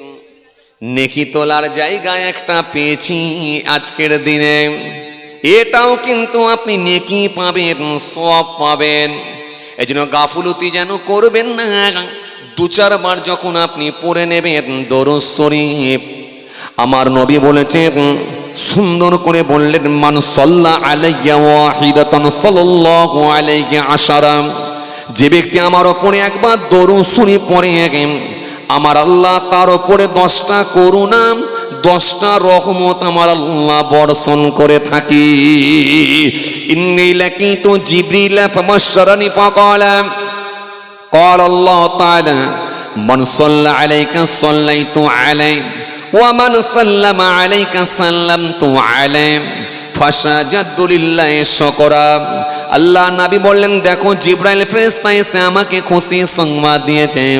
সাহাবীরা বলেন, কি খুশি সংবাদ? আল্লাহ নবী বললেন, যে ব্যক্তি আমার ওপরে একবার দরুদ শরীফ পড়ে আমার আল্লাহ তার ওপরে রহমত বর্ষণ করে, যে ব্যক্তি আমার ওপরে সালাম পাঠ করে আমার আল্লাহ তার ওপরে সালাম প্রেরণ করেন। নবী বলছে, এটা শোনার সাথে সাথে আমি রাসূলুল্লাহ থাকতে না পেরে শুকরিয়ায় সিজদায় পড়ে গেলাম। এজন্য লস নাই, 2-4 বার পড়লেও কিন্তু আপনি লাভবান, আপনি গেনার। এগুলো পড়ার চেষ্টা করবেন ইনশাআল্লাহ। শুধু যে এখানে তা না, যেখানে যাবেন মাজলিস যেখানে পাবেন সেই জায়গাগুলোতে এগুলো পড়ার চেষ্টা করবেন। আসেন খেয়াল করেন, তাহলে ইবলিস কি বলল? পারফেক্ট টাইমে নামাজ পড়তে দেবে না, এটা নাম্বার 1। যদি দেখো সে নামাজ পড়বেই, তাকে আটকানো যাচ্ছে না, তাহলে তোমাদের কাজ হবে কি? পারফেক্ট টাইমে তাকে নামাজ পড়তে দেবে না। কথা শুনছেন? একেবারে আউয়াল ওয়াক্তে যেন নামাজ পড়তে দিও না, পারফেক্ট টাইমে যেন নামাজ পড়তে দিও না। কারণ তাকে ডিটেন করিয়ে দাও, কোনো কিছু কাজের সঙ্গে লাগিয়ে দাও, কাজের সঙ্গে লাগিয়ে দিয়ে যুক্ত করে দিয়ে দেরি করে ওয়াক্ত চলে যাবার মতো হয়ে যাবে। এই রকম সময় তাকে নামাজ পড়তে দাও, যাতে করে ওই নামাজ পড়ে কোনো লাভ হবে না। এরকম কিছু মুসল্লি আছে না নাই? কথা বলছেন না কেন? আছে না নাই? আমাদের সমাজে কিছু মানুষ আছে না নাই? আছে। দেখবেন পারফেক্ট টাইমে নামাজ পড়ে না, আছে, এটাও কিন্তু ইবলিশের পরামর্শ অনুযায়ী চলছে। দ্বিতীয় নাম্বার, দু নাম্বারে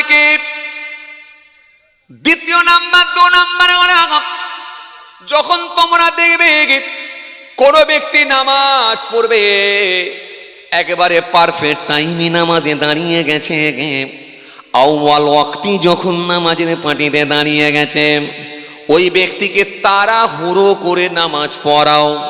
ওর ডান দিক দিয়ে কোনো কাজের কথা মনে করিয়ে দাও, ওর বাঁ দিক দিয়ে কোনো কাজের কথা মনে করিয়ে দাও, ওর সামনের দিক পেছন দিক চারিদিক দিয়ে কিছু না কিছু কাজের কথা মনে করাও, যে তাড়াতাড়ি নামাজটা পড়, তোর এই কাজটা রয়ে গেল, যদি না করিস তোর ক্ষতি হয়ে যাবে।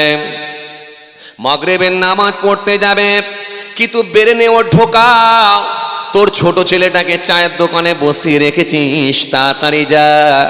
কাস্টমার যদি না ছাড়তে পারে, কারোর পায়েতে যদি গরম চা ফেলে দেয়, তোকে ঝামেলায় পড়তে হবে। যাতে করে ছটপট করবে, নামাজ পড়বে ঠিকই, কিন্তু ছটপট করে পড়বে, তার কেরাতটা ঠিকঠাক শুদ্ধ হবে না, ওই নামাজে তার মন বসবে না। ওই কেরাত যখন সে পড়বে, আল্লাহর সঙ্গে কথোপকথন তার হবে না। এজন্য যখন নামাজ পড়তে দাঁড়াতে হয়, তাকে মনে করতে হয় আমার মালিক আমাকে দেখছেন, আমি আমার আল্লাহকে দেখছি। যদি এটা মনে না আসে, আমি আমার মালিকের সামনে দাঁড়িয়েছি, আমার মালিক আমাকে দেখছেন। কেননা ইন্নাল্লাহা কানা সামিয়াম বাসীরা, নিশ্চয় তিনি সমস্ত কিছু শুনতে পান, নিশ্চয়ই তিনি সমস্ত কিছু দেখতে পায়। আমার আল্লাহ সব কিছু শুনতে পায়, সব কিছু আমার আল্লাহ দেখতে পায়। নাহানু আকরাবু ইলাইহি মিন হাবলিল ওয়ারিদ, বান্দা তোদের গর্দানের আগের থেকেও আমি আল্লাহ আরো নিকটে, আরো কাছে আছি। ফাআইনামা তুআল্লু ফাসাম্মা ওয়াজহুল্লাহ, বান্দা তোমরা যেদিকে তাকাও না কেন, চারিদিকের মালিক আমি আল্লাহ। যেদিকে তাকাও না কেন, চারিদিকের মালিক আমি আল্লাহ। ও বান্দা, সবই তো আমার। কে? আমি আল্লাহ। আল্লাহু লা ইলাহা ইল্লাহু, আল্লাহ তিনি ছাড়া কোনো মাবুদ নাই। আল হাইয়ুল কাইয়্যুম, তিনি চিরস্থায়ী, চিরজীবী ছিলেন, আছেন, থাকবেন। লা তাখুযুহু সিনাতুন ওয়ালা নাউম, যিনার তন্দ্রা নাই, ঘুম নাই, আরাম নাই, বিশ্রাম নাই, সব বিষয়ে যিনি অবগত। এজন্য বান্দা যখন নামাজে দাঁড়িয়ে যাবে, ওই বান্দা যখন কেরাত পড়বে, সে মনে করবে আমি আমার মালিকের সঙ্গে কথা বলছি। আর বান্দা যখন নামাজের পাটিতে দাঁড়িয়ে যাবে, সে মনে করবে আমার মালিক আমাকে দেখছে, আমার মনিবের সামনে আমি দাঁড়িয়ে আছি। বান্দা যখন রুকুতে চলে যাবে, রুকুতে গেলে বান্দা মনে করবে আমার মালিকের কুদরতি পায়ে আমি মাথাটা নত করে দিচ্ছি, হ্যাট হয়ে গেছি। বান্দা যখন সিজদায় চলে যাবে, ওই গোলাম মনে করবে আমি আমার মালিকের কুদরতি পায়েতে সিজদা দিচ্ছি। যখন মনে করে বান্দা নামাজ পড়বে, এই নামাজটা শুদ্ধভাবে হবে, এই নামাজটা সঠিকভাবে হবে, এই নামাজটা নবিয়ানা তরিকায় হবে। এই জন্য ইবলিস বলছে তাকে নামাজের পাটিতে যদি দাঁড়িয়েও যায়, সব রকমের কাজ তাকে মনে করে দাও, যাতে করে সে স্থিরভাবে নামাজটা আদায় না করতে পারে, যাতে করে সে চঞ্চল মস্তিষ্কের হয়ে যায়, যাতে করে তার মনটা ছটপট করে। জোহরের নামাজ পড়বে, তাড়াহুড়ো করবে। আসরের নামাজ পড়বে, তাড়াহুড়ো করবে। মাগরিবের নামাজ পড়বে, তাড়াহুড়ো করবে। কত রকমের কাজ যেন মনে হবে পড়ে আছে, ঝটপট করে মেটাবার চেষ্টা করবে। অথচ ওই লোকটা চায়ের দোকানে গিয়ে 2 ঘন্টা বসে থাকবে, চাপ নাই। ওই লোকটা চায়ের দোকানে গিয়ে 2.5 ঘন্টা বসে থাকবে, চাপ নাই। ওই লোকটা দিনের বেলায় মাঠেতে কাজে যাবে, চাপ নাই। ওই লোকটা কাজে যাবে, আপত্তি নাই। কিন্তু জোহরের নামাজ পড়তে গিয়ে যদি 10টা মিনিট সময় দিতে হয়, অনেক চাপ হয়ে যায়, তাড়াহুড়ো করবে। ইবলিস বলল তাকে তাড়াহুড়ো করে নামাজ পড়া, যাতে করে সে ধীর স্থির ভাবে নামাজটা না করতে পারে। আর তাড়াহুড়ো করে যদি নামাজ পড়ে লাই, কি হবে? যাতে করে সে ছটপট করে যদি নামাজ পড়ে, তাড়াহুড়ো করে নামাজ পড়ে, কি হবে? ওই নামাজটা আল্লাহ দরবারে যাবে না। ওই নামাজ তাকে অভিসম্পদ দেবে, আর তার উপরে লানত দেবে, দিয়ে বলবে, এ নামাজি, তোর উপরে আল্লাহর লানত, তোর নামাজ আল্লাহ দরবারে কাজে লাগলো না। তুই যেমন আমার সম্মান দিলি না, তোরও সম্মান আমার আল্লাহ দেবে না। তখন ওই নামাজ তাকে অভিসম্পদ দেয়, লানত দেয়। এই জন্য নামাজের একটা সময় আছে, সেই পর্যাপ্ত সময় দিয়ে আপনাকে নামাজ আদায় করতে হয়। নাহলে সল্লু কামা রাআইতুমুনি উসাল্লি, এই নামাজ কিন্তু আপনার হবে না।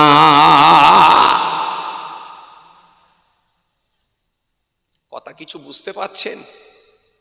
আমাদের তো এগুলো হয় না, তাই না? কথা বলে না, হ্যাঁ না কিছু বলে না, হ্যাঁ না কিছু বলে না। আমাদের এইসব হয় না, তাই না? না, সব হয় না। আমরা তো মাশাআল্লাহ একেবারে পাকাপুক্ত নামাজি, মাশাআল্লাহ। কি বলেন আপনারা? জোহরের নামাজ পড়ছে, আল্লাহু আকবার, অমনি কারেন্টটা চলে গেল। যেই চলে গেল, ওপরে সিলিং পাকার দিকে তাকিয়ে বলছে, এই সময়তেই যেতে ইচ্ছা করলো। আল্লাহু আকবার, রুকুতে চলে গেল। বিশাল নামাজি আমরা, মারাত্মক ব্যাপার। হ্যাঁ, আর বলবে যা আল্লাহ করবে হবে, অত চাপ লিনি বাবা। আল্লাহ বারণ করেছে না, শিখতে বারণ করেছে। আল্লাহ বলেছে তো, শিখতে বারণ করেছে যে তুমি নামাজের ফরজ শিখবে না, ওয়াজিব শিখবে না, নামাজ ভঙ্গের কারণ শিখবে না, নামাজের মাকরুহ শিখবে না, কিছু শিখবে না, সব বারণ করেছে আল্লাহ, তাই না? নামাজের মতো যদি নামাজ হয়, নিশ্চিত হবে আল্লাহর সঙ্গে কানেকশনের সম্পর্ক আপনার তৈরি হবে 100%। কিতাবের মধ্যে এসেছে, আমি কয়েকদিন আগে পড়ছিলাম,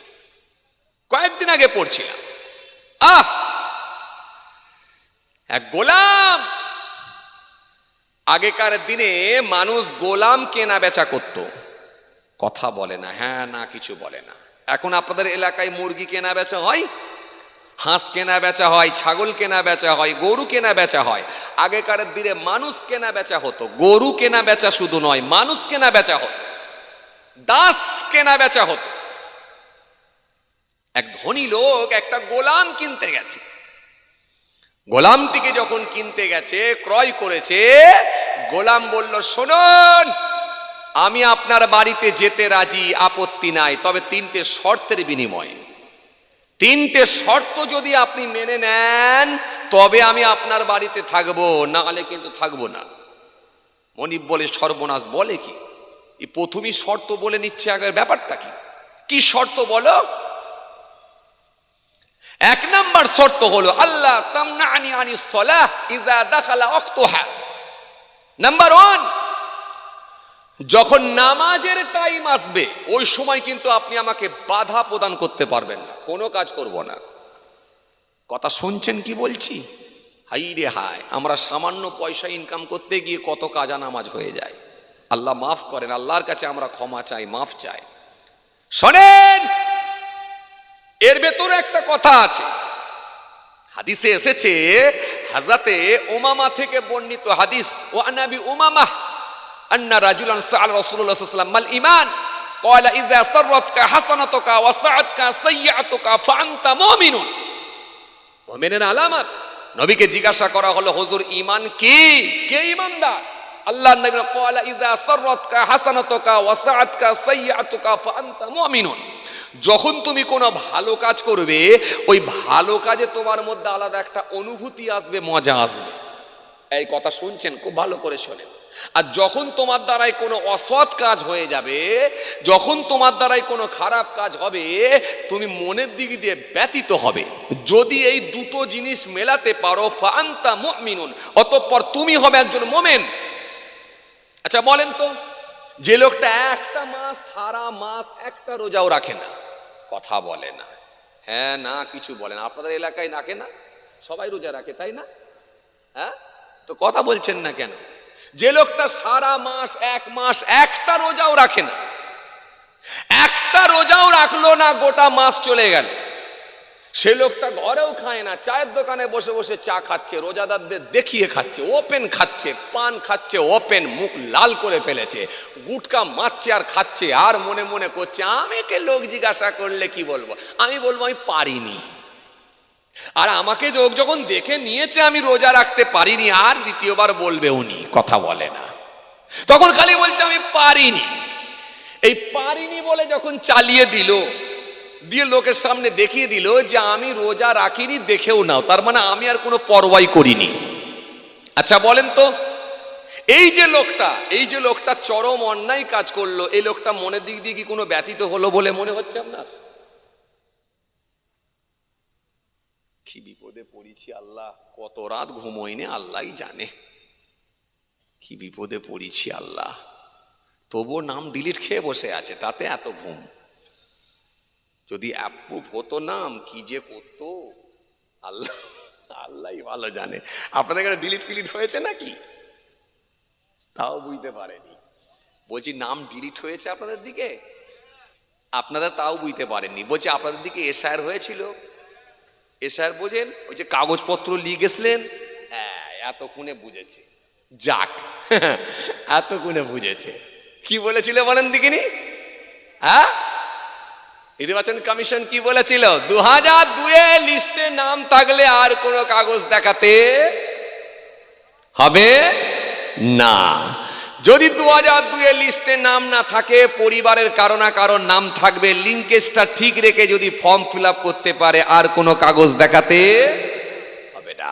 99% লোক যখন ফর্ম ফিল আপ করে জমা দিয়েছে, তারপরও দেখা যাচ্ছে একটা বুথ, মুসলিম এলাকায় বুথগুলোতে যদি হিসাব করে দেখা যায় 500 ভোটার থাকলে 350 ভোটারের কাছে নোটিশ চলে এসছে, হিয়ারিং এসো। বলে কি সমস্যা হলো? বলে সমস্যা তো আছেই, আগে নাম ছিল কি? আগে নাম ছিল খাদিজা খাতুন, পরে নাম উঠে গেছে খাদিজা বিবি। এই খাতুন থেকে কেন বিবি? হিয়ারিং এসো। সমস্যা কি হলো? না সমস্যা তো আছে। 2002 সালে লিস্টে নাম ছিল, আগে নাম ছিল আব্দুল জব্বার, আর পরে 2025 সালে নাম উঠে গেছে মোহাম্মদ আব্দুল জব্বার। এই যে মোহাম্মদ নামটা অ্যাড হয়ে গেল, এবারে হিয়ারিং এ এসো, কথা বলে না, হিয়ারিং এ এসো। সমস্যা কি? আরে বয়সের সমস্যা তো। আরে তোমার সঙ্গে তোমার বাপের বয়সের ডিফারেন্স হয়ে গেছে। কিসের ডিফারেন্স হলো? বাপের বয়স যদি 75 হয়, আগেকারের দিনে লোকের 4টে 5টা 6টা করেও ছেলে পুলে হতো তো না হতো নি? কথা বলে না, হতো না হতো নি? হতো তো।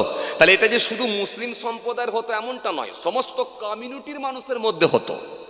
আপনি যে কোনো সম্প্রদায়ের মানুষের কাছে খবর নেন, আজ থেকে 10 বছর পিছিয়ে যান, 15 বছর পিছিয়ে যান, 20 বছর পিছিয়ে যান, আগেকার দিনে সব লোকের 4টে 5টা 6টা 7টা করে ছেলে পুলে হতো। কিন্তু বর্তমানে এখন বেশিরভাগ মানুষই সব আপনি খবর নিয়ে দেখেন, সব বেশিরভাগই সব এখন সিজার পেশেন্ট, যার কারণে 1টা 2টো 3টের বেশি হয় না। কিন্তু আগেকার দিনে 3টে 4টে 5টা 6টা করে ছেলে পুলে 6টা 7টা করে হতো। এখন মনে করুন যে বাপটার 6টা ছেলে, বাপের বয়স যদি 75, 75 বছর হয়, তাহলে বড় ছেলের বয়স কত হবে আনুমানিক? বড় ছেলের বয়স কত হবে আনুমানিক? 50 থেকে 52 বছর হবে। 75 বছর যদি বাপের বয়স হয়, তার বড় ছেলের বয়স কত হবে? 50 থেকে 52। কেন একটা 22-25 বছরের তো ডিফারেন্স রাখতে হবে রে বাবা, কথা ঠিকই না ভুল বলে? তাহলে 22-25 বছরের একটা যদি ডিফারেন্স রাখা হয়, তাহলে এখন বড় ছেলের বয়স হচ্ছে 52 বছর, কি 50 বছরই ধরেন। 50 বছর যদি হয়, তাহলে ছোট ছেলেটার মানে 6 নম্বর ছেলেটার বয়স কত হবে? খুব বেশি হলে 28 থেকে 30 বছর হবে। তাহলে 30 বছর যদি ছোট ছেলের বয়স হয়, বড় ছেলের বয়স যদি 50 বছর হয়, আর বাপের বয়স যদি 75 বছর হয়, তাহলে 75 বছরের সঙ্গে তার ছোট ছেলের বয়সের কতটা ডিফারেন্স হলো? 48 বছর। 30 বছর আর ওইদিকে 75 বছরের তফাৎ কত হচ্ছে? 48 বছর, তাই তো? তাই তো 30 থেকে 75 মানে 48 বছরের তফাৎ তো। যন্ত্রণাই পড়েছি আল্লাহ। এবার তো আমার মনে হচ্ছে সে আপনাদিকে বলতে হবে কটা আঙুল, এরম নাড়াতে হবে যা অবস্থা, কটা আঙুল। এত চাপ নিলে হয়? আপনারা তো এসআইয়ের চাপে পুরো ভেঙে পড়েছেন দেখছি। যেখানে 45 বছর হবে সেখানে বলে 48 বছর। যন্ত্রণাই পড়েছি আল্লাহ, যে একটু চাঙ্গা হন, নাহলে তো আবার আঙুল দেখাতে হবে যা অবস্থা। কটা আঙুল? এটা 3টা আঙুল বলে না, বলতো কটা আঙুল। কথা বুঝছেন না? আসেন খেয়াল করেন, তাহলে 45 বছর, তো 45 বছর বাপ বেটায় বয়সের তফাৎ কত? 45 বছর। কিন্তু নির্বাচন কমিশন কি বলেছিল? বয়সের যদি তফাৎ হয় 15 বছর, 15 বছরের বয়সে যদি ডিফারেন্স হয়ে যায় তাহলে তাকেও কিন্তু ডাকা হবে হিয়ারিং এ। লজিক্যাল ডিসক্রিপেন্সিতে তাকে আটকে দেওয়া হলো, মানে সন্দেহের তালিকায়। তার মানে এই ছেলেগুলো বিনা দোষেও কিন্তু সন্দেহের তালিকায় পড়লো। হিয়ারিং এসো, হিয়ারিং এ গেলেন, কি দেখাতে হবে? হিয়ারিং এ গিয়ে আপনি কাগজপত্র দেখালেন, Aadhaar card, voter card, PAN card, ration card, আপনার ড্রাইভিং লাইসেন্স যা ছিল দেখালেন। এরপরে passport, birth certificate, school admit, ল্যান্ডের কাগজ সব দিয়েছেন। দেওয়ার পরে দেখা যাচ্ছে আপনার নামটা এসে গেল আন্ডার অ্যাডজুডিকেশন। তখন আপনি সাদা সিধা মানুষ, সহজ সরল মানুষ, একটা শিক্ষিত ছেলের কাছে নিয়ে গিয়ে বলছেন, এই কোচি এই এই এই এই স্ট্যাম্প দিয়েছে, মানে কি বলতে চাইছে গো? বলে চাচা এটা বলছে আন্ডার অ্যাডজুডিকেশন। বলে তার মানে? বলে তার মানে বিচারে দিন, তার মানে প্রসেসিং এ আছে, আপনার নামটা এসে যাবে। বলে আসবে তো? বলে আসবে তো? বলে চাচা এসে যাবে। বলে আলহামদুলিল্লাহ। তাহলে যার নাম আন্ডার অ্যাডজুডিকেশন সে বলছে আলহামদুলিল্লাহ। আবার দেখা যাচ্ছে কি যার নাম অ্যাপ্রুভ হয়েছে, কোনো স্ট্যাম্প নেই, সে বলছে যাক আলহামদুলিল্লাহ, বৈধ নাগরিক হয়ে গেলাম, আলহামদুলিল্লাহ, দেশের আমি একজন বৈধ নাগরিক, আলহামদুলিল্লাহ। তাহলে যে অ্যাপ্রুভ হয়েছে সে বলছে আলহামদুলিল্লাহ, যে আন্ডার অ্যাডজুডিকেশন খেয়েছে সেও বলছে আলহামদুলিল্লাহ। যে ডিলিট খেয়েছে, ডিলিট খাওয়ার পরে সে আবার শিক্ষিত ছেলের কাছে নিয়ে গিয়ে বলছে, আই কোচি এটা কি বলছে রা? বলে ডিলিট। তার মানে ডিলিট মানে বলছে নামটা তোমার কেটে দিয়েছে, সর্বনাশ করেছে, আমি এত বছর বয়স, আমি এতদিন ধরে ভোট দিচ্ছি, নাম কেটে দিয়েছে খোকা, এখন কি করব? বলে চাচা চিন্তা করবে না, 6 নম্বর ফর্ম ফিল আপ করে জমা দাও, আবার লিস্টে নাম উঠে যাবে। বলে উঠবে তো? বলে হ্যাঁ উঠবে। বলে আলহামদুলিল্লাহ। তাহলে যে অ্যাপ্রুভ হয়েছে সেও আলহামদুলিল্লাহ, যে আন্ডার অ্যাডজুডিকেশন খেয়েছে সেও আলহামদুলিল্লাহ, আর যে ডিলিট খেয়েছে সেও বলছে আলহামদুলিল্লাহ। তাহলে সবাই যদি পড়ে নিল আলহামদুলিল্লাহ, তো ইন্নালিল্লাহটা কে পড়বে? এ কথা মনে হয় বোঝে না। কমিশন কি এত টাকা পয়সা খরচা করলো এমনি? মাসের ওপরে মাস ধরে চলছে, বিওলোদেরকে সব কাজেতে লাগিয়ে দিয়েছে, কোটি কোটি মানুষকে লাইনে দাঁড় করিয়ে দিয়েছে, আপনাকে ইন্নালিল্লাহ পড়াবে না? কথা বলে না। তাহলে সবাই পড়েছে আলহামদুলিল্লাহ। আসলে এর ভেতরে 3টে ভাগ করে দিল, যাতে করে যদি এই 3 গ্রুপের মানুষ, 3 শ্রেণীর মানুষ যদি এক জায়গায় জমা হয়ে যায়, তাহলে গোটা পশ্চিমবাংলা মালদা হয়ে যাবে। মালদার ঘটনা জানেন তো আপনারা নাকি? না তাও জানেন না? জানেন তো? তাহলে গোটা পশ্চিমবাংলায় মালদা হয়ে যাবে। এই জন্য বললো 3টে পার্ট করে দাও, একে আন্ডার অ্যাডজুডিকেশন, ওকে ডিলিট, ওকে অ্যাপ্রুভ। 3টে ভাগ করে দিয়ে সবাই পড়বে আলহামদুলিল্লাহ, কেউ আর ইন্নালিল্লাহ পড়বে না। এবারে ইন্নালিল্লাহটা কবে পড়বে? যে বিচারের দিন আছে সে বলছে হয়ে যাবে, যে ডিলিট খেয়ে আছে সে বলছে হয়ে যাবে। এই হবে হবে হবে হবে করতে করতে 23 তারিখ পার হয়ে গেল, এখন আর হলো না। এই হবে হবে হবে হবে করতে করতে 29 তারিখ পার হয়ে যাবে, আর হবে না। তখন বলছে ইন্নালিল্লাহ। তার মানে ইলেকশনটা কেটে গেলে যা আবার হবে, তার আগে ইন্নালিল্লাহ পড়তে দেবো না, সবাই পড়বে আলহামদুলিল্লাহ। কথা মনে বুঝতে পারেননি? বুঝতে পেরেছেন? এই কথা বুঝতে পেরেছেন তো? এইবার আসেন, তাহলে এই লজিক্যাল ডিসক্রিপেন্সিতে আপনাকে আটকে দিল, দিয়ে আপনার নামটাকে ঝুলিয়ে দিল। আসেন এবার আমি আপনাকে যেটা বলতে চাইছিলাম, তাহলে আপনি যদি সঠিকভাবে ইবাদত না হয়, সঠিকভাবে যদি নামাজ না হয়, আমার আল্লাহ যদি বলে লজিক্যাল ডিসক্রিপেন্সিতে তোমাকে আমি আটকে দেবো গোলাম, আমার কাছে পছন্দ হয় না। সল্লু কামা রাআইতুমুনি উসাল্লি, এই নামাজ হয় না। যদি বলে আল্লাহ আটকে দেয়, যেহেতু আয়েশা সিদ্দিকা থেকে হাদিস এসেছে, আল্লাহ রাসূল সাল্লাল্লাহু আলাইহি ওয়াসাল্লাম বলছেন, আয়েশা সেদিনে যদি আমার আল্লাহ কাউকে প্রশ্ন করে, লোকটা 100% ধ্বংস হবে, প্রশ্নের কোনো জবাব দিতে পারবে না। 100% ধ্বংস হবে, প্রশ্নের জবাব দিতে পারবে না। এই জন্য সেই দিনটা বড় ভয়ঙ্কর দিন হবে। তাহলে আমার আল্লাহ সেদিনে যদি বলে, বান্দা তোর নামাজের কিছুই ছিল না, কিছুই ছিল না, এখন যদি আমার আল্লাহ আটকে দেয়, তাহলে আল্লাহ ইচ্ছা করলে তো লিগাল ভাবে আটকাতে পারে কি পারে না? এবারে নামাজি লোকগুলো বলেন কি হবে উত্তর, সেই সময় কি হবে? যদি বলে, এই বান্দা কিয়াম তুই বুঝতিস না, রুকু তুই বুঝতিস না, সিজদা তুই বুঝতিস না, ডান দিকে সালাম ফেরালে কোন দিকে তাকাতে হয় জানতিস না, নামাজের ফরজ বুঝতিস না, ওয়াজিব বুঝতিস না, নামাজ ভঙ্গের কারণ বুঝতিস না, মাকরু বুঝতিস না, ও গোলাম ওই নামাজ আমার পছন্দ হয় না। আমার হাবিব যে নামাজ পড়তে বলেছেন, সল্লু কামা রাআইতুমুনি উসাল্লি, এই নামাজ হয় না। সুতরাং এই নামাজ আমার পছন্দ হলো না, আন্ডার অ্যাডজুডিকেশন মেরে এখন ওয়েটিং এ রেখেছি। এখন আমি দেখছি, পরে বিবেচনা করে দেখব, ডিলিট করব না অ্যাপ্রুভ করব। এখন যদি এই কথা বলে যদি আল্লাহ আটকে দেয়, ও নামাজি বলো উত্তরটা কি হবে? আলহামদুলিল্লাহ, আলহামদুলিল্লাহ, সবই আমরা মাশাআল্লাহ পড়তে শিখেছি, আলহামদুলিল্লাহ, কিন্তু ইন্নালিল্লাহ কোনোটাতেই পড়বো না। ইন্নালিল্লাহ তো মাঝে মাঝে পড়তে হবে গো। হ্যাঁ, বিপদের সংবাদ, বিপদের সংকেত, সেখানে পড়ো ইন্নালিল্লাহ ওয়া ইন্না ইলাইহি রাজিউন, প্রয়োজনে পড়ো ইন্নাল্লাহা মা'আস সাবিরিন। আসেন, আমি আপনাকে সেটাই বোঝাতে চেয়েছি। আপনি আসুন, শুদ্ধভাবে পড়ার চেষ্টা করুন, জাননেওয়ালা ব্যক্তির সঙ্গে জেনে নেন, বুঝে নেন, যেটা আপনার ডাউট হবে বুঝে নেন। কেয়ামে দাঁড়াচ্ছেন, আপনি রুকুতে যাচ্ছেন, সিজদায় যাচ্ছেন, জাননেওয়ালার সঙ্গে জানুন। কেয়ামে দাঁড়াচ্ছেন, সিজদার দিকে তাকান। রুকুতে যাচ্ছেন, এতটা হ্যাট হন যাতে করে পিঠে এক পিয়ালা এক বাটি পানি দিলে পড়ে না যায়। আপনি পায়ের দিকে তাকান। সিজদায় যাচ্ছেন, নাক যাবে, কপাল যাবে, উঠবেন, কপাল উঠবে, নাক উঠবে। ডান দিকে সালাম ফেরালে ডান দিকের কাঁধ লক্ষ্য করুন। আপনি এইভাবে ফরজগুলো জানুন, ওয়াজিবগুলো জানুন, মাকরুগুলো জানুন, ভঙ্গের কারণগুলো জানুন, শুদ্ধভাবে পড়ার, সঠিকভাবে পড়ার চেষ্টা করুন। তারপরে বলুন আলহামদুলিল্লাহ। কিন্তু না জানা পর্যন্ত আপনাকে পড়তে হবে ইন্নালিল্লাহ। যদি দয়া করে আল্লাহ মাফ করে দেন তো ভালো, আর যদি বলেন অঙ্ক বুঝে নেব তাহলে গেল। চলুন, এই কথা আপনাকে বলতে বলতে আমি বলেছিলাম, ইবলিস শয়তান কিন্তু আপনাকে ছাড়বে না। শয়তান চেষ্টা চালিয়ে যাচ্ছে, আর শয়তান থেকে আপনাকে বাঁচতে হবে, এই কথাই আপনাকে বোঝাতে চেয়েছিলাম। কারণ আজকে আমি একটা টপিক তৈরি করেছিলাম, সেটা হলো সালাত, নামাজ। কারণ আমি যেখানে যাই একটা টপিকের উপরই কিছু আলোচনা করার চেষ্টা করি। আসেন, এই কথা বলতে বলতে আপনি মনে করে দেখুন, আমি একটু গোলাম নিয়ে বলছিলাম, মানুষ কেনা বেচার কথা বলছিলাম, তাই না? মনে আছে আপনাদের? মানুষ কেনা বেচার কথা বলছিলাম, মনে করে দেখুন, ওই জায়গা থেকে ছেড়েছিলাম। হ্যাঁ, কথা কিছু বুঝে গেল বাবাজি?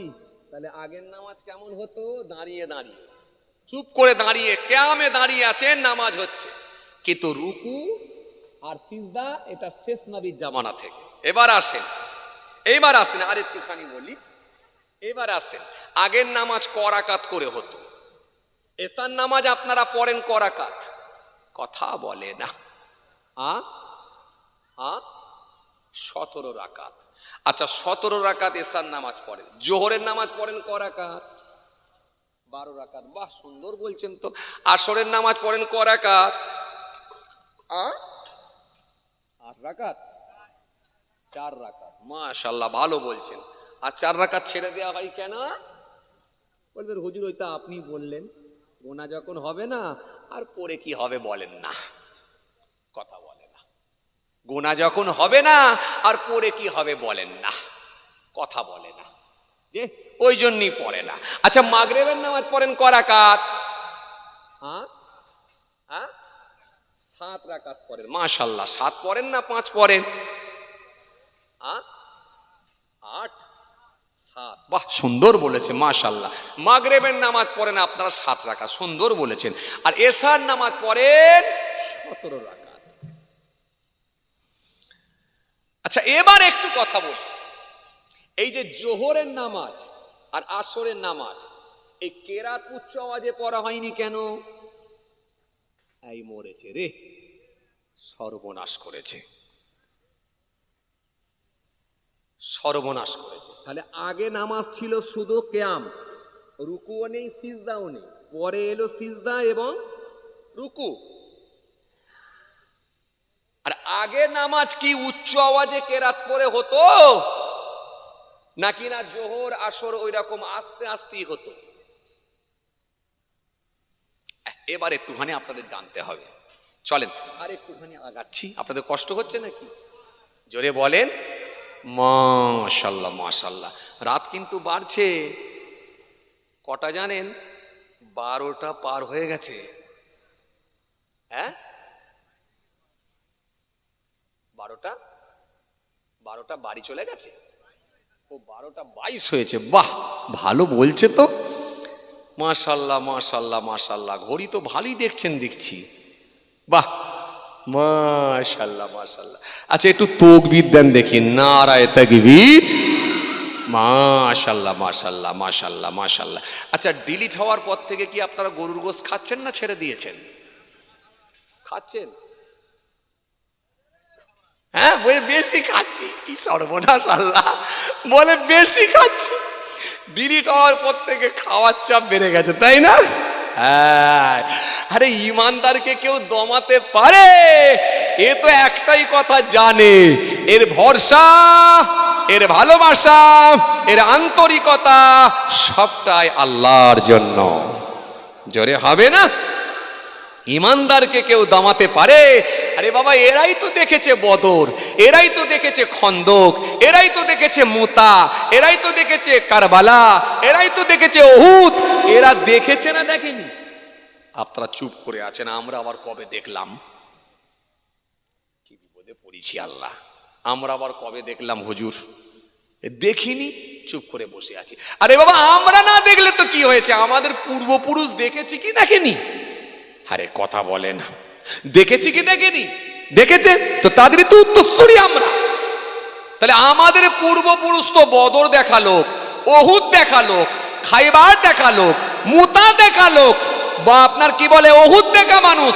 তো তানাদেরকে যখন ভয় ভীতি দেখাতে পারেনি, আর আমাদেরকে এশায়ার করে ডিলিট করে দিয়ে এত সহজে কি জমিয়ে দিতে পারবে বলে মনে হয়?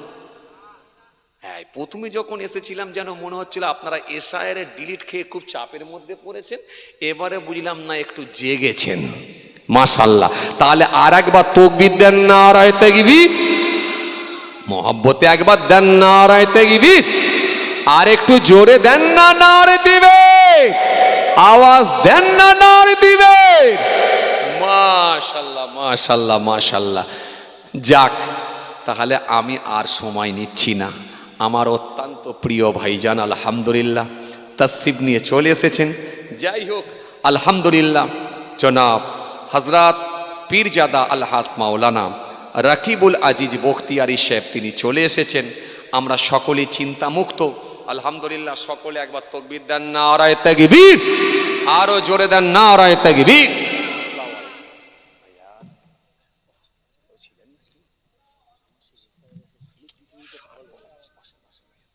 যাক, তাহলে আমি আর সময় নিচ্ছি না। আল্লাহ নিয়ে এলে ইনশাল্লাহ, টুকুরো একটুখানি রয়ে গেছে, ইনশাল্লাহ কোনোদিন আল্লাহ নিয়ে আসবে, ইনশাল্লাহ হয়ে যাবে। সবাই আমার জন্য দোয়া করবেন, আমি আপনাদের জন্য দোয়া রাখি। অসমাপ্ত বক্তব্যকে সমাপ্তের দিকে আগিয়ে দিলাম। আমার অত্যন্ত প্রিয় ভাইজান আলহামদুলিল্লাহ, একসঙ্গে অনেক প্রোগ্রাম করি, আমাকে খুবই ভালোবাসেন, আমিও খুবই ভালোবাসি আলহামদুলিল্লাহ। মাঝেরাইট দরবার শরীফ থেকে এসেছেন, আপনারা সকলে আলোচনা শ্রবণ করেন। আমি আমার সময় বাড়াতে চাইছি না, আল্লাহ যদি নিয়ে আসে ইনশাল্লাহ বাকিটা ইনশাল্লাহ কোনোদিন কভার করার চেষ্টা করব। সবাই আমার জন্য দোয়া করবেন, যারা ছড়িয়ে ছিটিয়ে আছেন সবাই চলে আসেন। যাই হোক, আখিরি মানাজাত হবে, সবাই মোহাব্বতের সঙ্গে একটু আর একবার নারা দেন, নারায়ে তাকবীর, আরো জোরে দেন নারায়ে তাকবীর। সিলসিলায়ে মুজাদ্দিদ জামান দাদা পীরের হক সিলসিলা নারে দিবে।